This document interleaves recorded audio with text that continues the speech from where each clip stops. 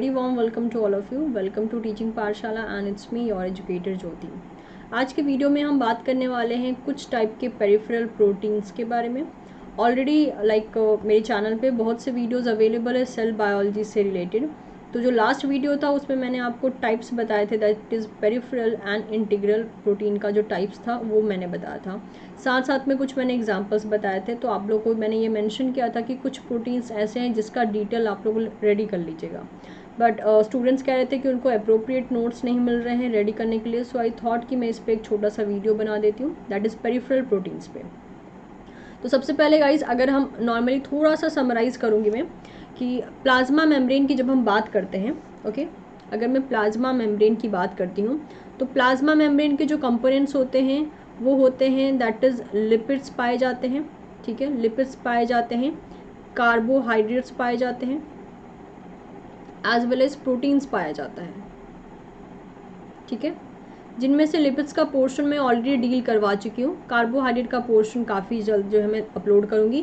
Protein के portion के बारे में हम बात कर रहे थे. प्रोटीन में भी अगर हम बात करते हैं तो it is a membrane protein. Membrane protein. अब मेम्ब्रेन प्रोटीन जो होते हैं ये भी दो टाइप के हो सकते हैं. ठीक है, अगर मैं मेम्ब्रेन प्रोटीन की बात करूँ, दो टाइप के भी, टोटल 3 टाइप के होते हैं. मेम्ब्रेन प्रोटीन में पहला हो जाता है क्या, पेरिफेरल प्रोटीन. पेरिफेरल प्रोटीन हो जाता है. नेक्स्ट हो जाता है that is integral, and last हो जाता है लिपिड लिंक.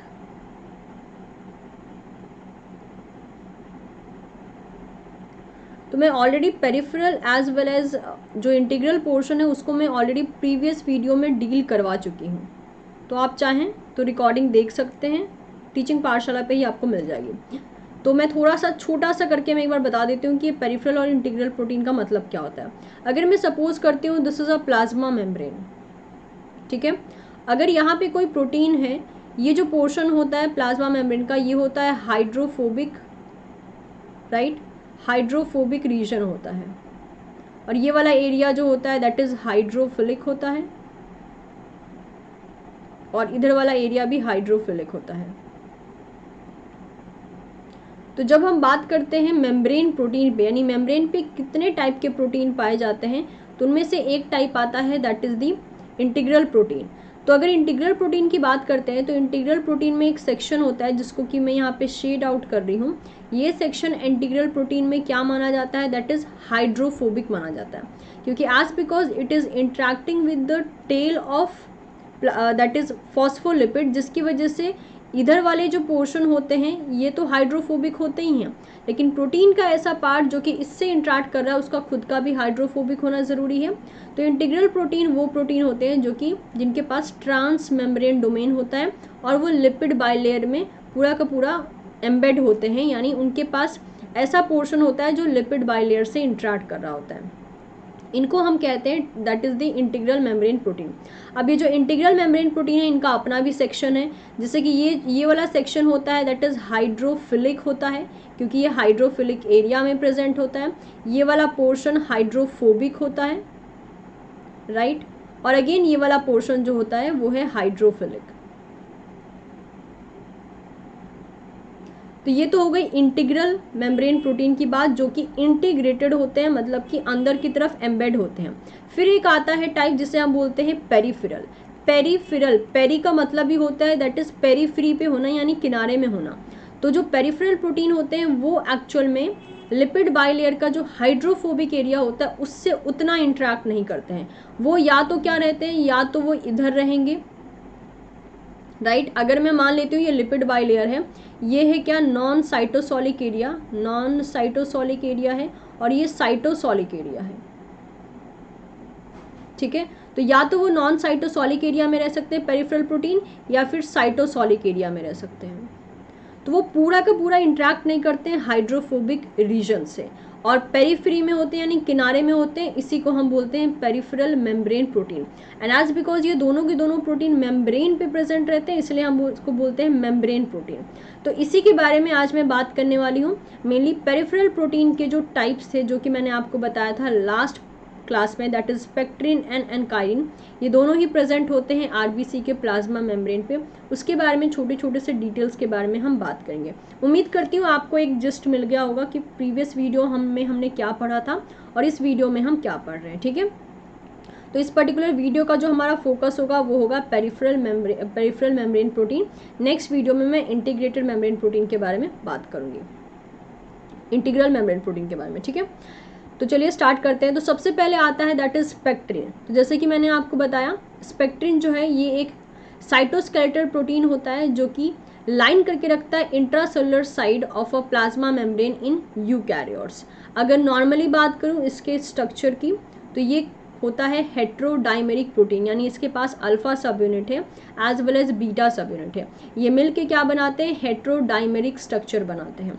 और ये एक साइटोस्केलेटन प्रोटीन है, यानी ये आप कह सकते हो कि स्पेक्ट्रिन खुद एक साइटोस्केलेटन प्रोटीन से इंटरैक्ट करने का काम करता है और ये यूकैरियोट्स में प्लाज्मा मेम्ब्रेन पे प्रेजेंट रहता है। नॉर्मली अगर हम बात करते हैं, इसका जो मेन रोल होता है वो होता है maintenance of plasma membrane integrity and the cytoskeletal structure, because ये साइटोस्केलेटन के जो प्रोटीन्स होते हैं उनके साथ इंटरैक्ट करता है। तो स्पेक्ट्रिन का मेन काम ये होता है कि प्लाज्मा मेम्ब्रेन को इंटीग्रिटी प्रोवाइड करके रखना, उसको स्टेबलाइज करके रखना। मेनली ये आरबीसी के सरफेस के ऊपर प्रेजेंट रहता है। सेल के शेप को मेंटेन रखना by interacting with the cytoskeletal protein. अगर लोकेशन की बात करें तो ये आरबीसी के मेम्ब्रेन पे जो है देखा जाता है, ठीक है। आरबीसी के मेम्ब्रेन पे ये देखा जाता है, आरबीसी के मेम्ब्रेन पे पाया जाता है। ये स्कैफोल्ड प्रोटीन होता है, मतलब ऐसे प्रोटीन जो कि खुद प्रोटीन है लेकिन मल्टीपल प्रोटीन से इंटरैक्ट करना जानते हैं, ठीक है। So the alpha beta subunit typically form a heterotetramer. इसके अगर वर्किंग मैकेनिज्म की बात करें तो इसका जो एग्जिस्टिंग फॉर्म है वो तो डाइमर होता है, यानी हेट्रोडाइमर होता है, लेकिन जब ये काम करता है तो ये हेट्रोटेट्रामर स्ट्रक्चर बनाता है by interacting with the transmembrane protein such as the ankyrin. इसके अलावा बैंड 3 के साथ भी इंटरैक्ट करता है। यहाँ ट्रांसमेम्ब्रेन प्रोटीन का मेनली मतलब है दैट इज बैंड 3, ठीक है, बैंड 3। और ये एनकाइरिन प्रोटीन क्या है, एनकाइरिन खुद ही क्या है, एक पेरिफेरल प्रोटीन है। तो स्पेक्ट्रिन जो है बैंड 3 के साथ भी इंटरैक्ट कर सकता है, एनकाइरिन के साथ भी इंटरैक्ट कर सकता है। बैंड 3 की अगर बात करें तो बैंड 3 एक ट्रांसमेम्ब्रेन प्रोटीन है, यानी इंटीग्रल प्रोटीन है। और एनकाइरिन की बात करें तो ये खुद एक पेरिफेरल प्रोटीन है। तो स्पेक्ट्रिन इन दोनों के साथ इंटरैक्ट कर सकता है, एज वेल एज जो है ये मेनली साइटोस्केलेटन का जो मूवमेंट होता है उसे कंट्रोल कर सकता है। तो ये था रिगार्डिंग द स्पेक्ट्रिन। स्पेक्ट्रिन एक टाइप का पेरिफेरल प्रोटीन होता है, पेरिफेरल मेम्ब्रेन प्रोटीन होता है जो आरबीसी के सरफेस के ऊपर मेनली प्लाज्मा मेम्ब्रेन में पाया जाता है। अब हम बात करते हैं एनकाइरिन के बारे में। एनकाइरिन जो प्रोटीन है इसका मेन काम क्या होता है, protein that mediate the attachment of integral membrane protein to the spectrin actin based membrane cytoskeleton. Ankyrin have a binding site for the beta subunit of spectrin as, because अभी मैंने आपको बताया कि spectrin का काम क्या होता है, एनकाइरिन से भी बाइंड होना। तो अगर स्पेसिफिसिटी की बात करें तो एनकाइरिन स्पेक्ट्रिन के कौन से सेगमेंट से बाइंड करता है, मेनली बीटा सब यूनिट से बाइंड करता है। इतना ही नहीं, ये एनकाइरिन क्या करता है, स्पेक्ट्रिन और जो साइटोस्केलेटन के बीच का जो कनेक्शन था, ऑब्लिक इंटरेक्शन था, उसे भी करवाने में हेल्प करता है। अभी फिलहाल में हमने यहाँ पे देखा था कि स्पेक्ट्रिन जो है एक्टिन साइटोस्केलेटन को कनेक्ट करता है सेल मेम्ब्रेन से भी। तो इस पर्टिकुलर कनेक्शन में या इस पर्टिकुलर इंटरेक्शन को करवाने में एनकाइरिन भी हेल्प करता है। एनकाइरिन भी क्या है, स्कैफोल्ड प्रोटीन है, यानी खुद एक प्रोटीन है, उसके बावजूद ये मल्टीपल प्रोटीन से इंटरैक्ट कर सकता है, ठीक है। So we can say that enchirin are the family of scaffolding protein that link the membrane bound protein to underlying cytoskeleton. This function of enchirin contribute to the expression and specific localization and overall stability of membrane protein within the plasma membrane. तो चाहे एनकाइरिन हो चाहे spectrin हो, जितने भी यहाँ पे proteins present हैं, चाहे पेरिफेरल हो या इंटीग्रल हो, जितने भी प्रोटीन्स आरबीसी पे प्रेजेंट है, आरबीसी के प्लाज्मा मेम्ब्रेन पे प्रेजेंट है, वो एक्चुअल में एक आरबीसी को आप कह सकते हो स्टेबलाइज करने का काम करते हैं, उसकी जो नॉर्मलिंग फंक्शनिंग है उसे करने में हेल्प करते हैं। So these all are the facts regarding the spectrin and एनकाइरिन।